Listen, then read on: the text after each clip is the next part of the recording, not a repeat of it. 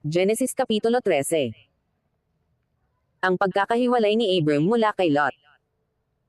At umahan sa timugan si Abram mula sa Ehipto, siya at ang kanyang asawa, at ang lahat ng kanyang tinatangkilik, at si Lot na kanyang kasama. At si Abram ay totoong mayaman sa hayop, sa pilak, at sa ginto. At nagpatuloy si Abram ng kanyang paglalakbay mula sa timugan hanggang sa Bethel, hanggang sa dakong kinaroroonan noong una ng kanyang tolda sa pagitan ng Bethel at ng Hai. Sa dako ng dambana na kanyang ginawa roon ng una, at sinambit doon ni Abram ang pangalan ng Panginoon. At si Lot man na kinasama ni Abram ay may tupahan at bakahan, at mga tolda. At sila'y hindi makayanan ng lupain, na sila'y manahan na magkasama, sapagkat napakarami ang kanilang pag-aari, na ano't hindi maaring manirahang magkasama.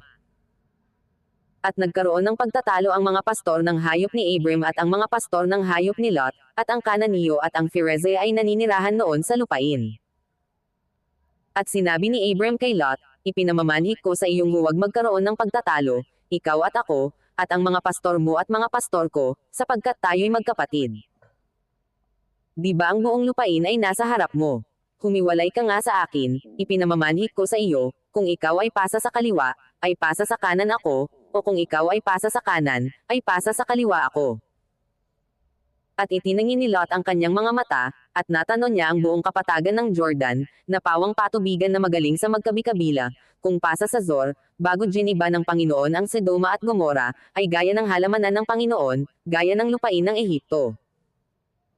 Kaya't pinili ni Lot sa kanya ang buong kapatagan ng Jordan, at si Lot ay naglakbay sa silanganan, at sila'y kapwa naghiwalay.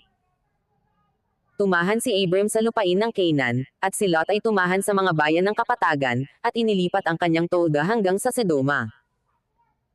Ang mga tao nga sa Sodoma ay masasama at mga makasalanan sa harap ng Panginoon. Ang pangako ng Diyos kay Abram.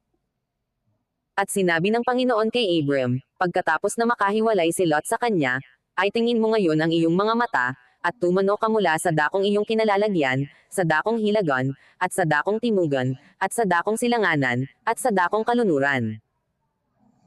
Sapagkat ang buong lupaing iyong natatanaw ay ibibigay ko sa iyo, at sa iyong binhi magpakailanman.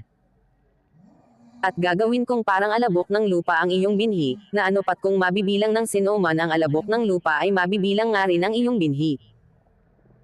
Magtindig ka, lakarin mo ang lupain, ang hinaba-haba at niluwang-luwang niyan, sapagkat ibibigay ko sa iyo. At binuhat ni Abram ang kanyang tolda, at yumaon at tumahan sa mga punong ensina ni Mamre na nasa Hebron, at siya'y nagtayo roon ng dambana sa Panginoon.